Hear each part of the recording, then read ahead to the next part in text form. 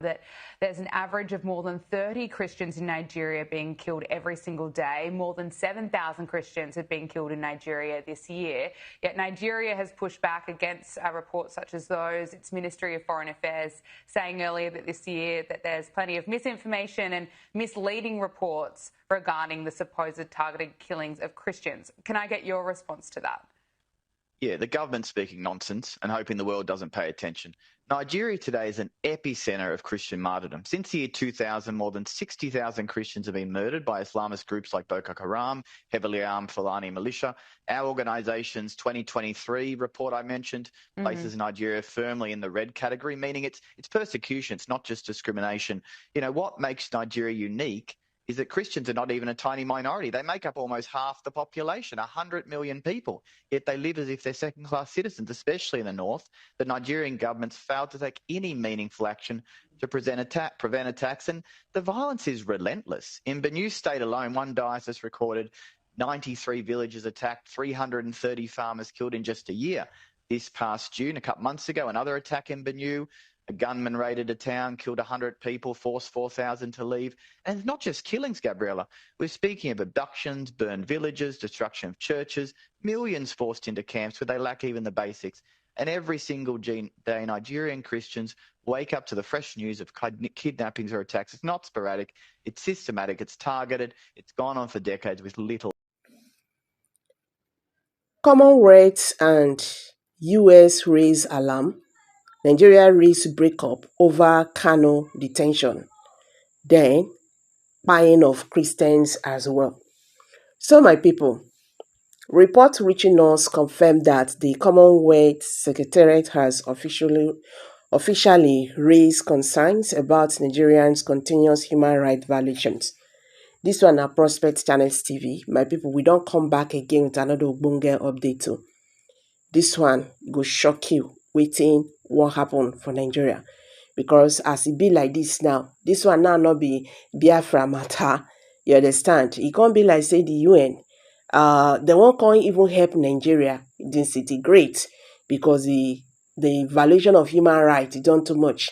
Today, Nigerians' life does not mean anything. You understand? Nigerians don't mean anything to this government. So they can buy millions of Nigerians, it not concern them. But thank God, all these things is not going to be taken for granted anymore. So my people, gbege don't burst again for international level.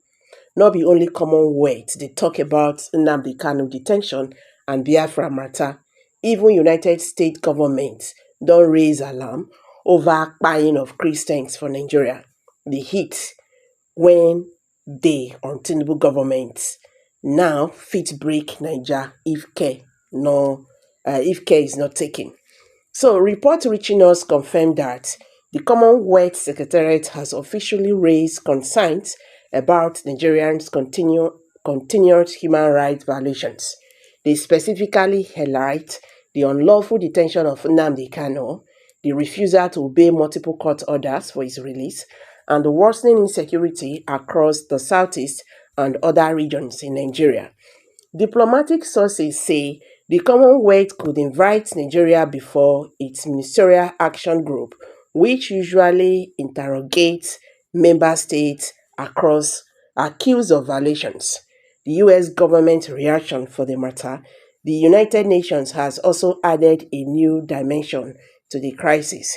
The US State Department officials have expressed serious concern over the growing reports of killing of Christians in Nigeria, especially in the Middle Belt and northern states. They say Nigeria's government has failed to protect religious minorities and that this crisis is being watched closely in Washington.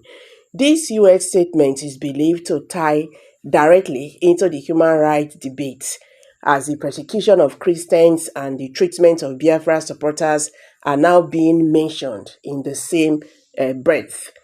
Pro-Biafra campaigners are seizing this international attention to argue that Nigeria has collapsed morally and legally. So they insist that the country is no longer safe for minorities and the detention of Nnamdi Kanu without fair trial is only further prove that self-determination is the only way forward.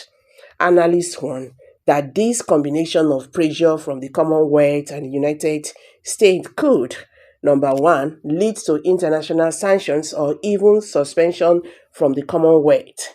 Two, push Nigeria into deeper isolation diplomatically, fuel the already growing separatist agitations across the country.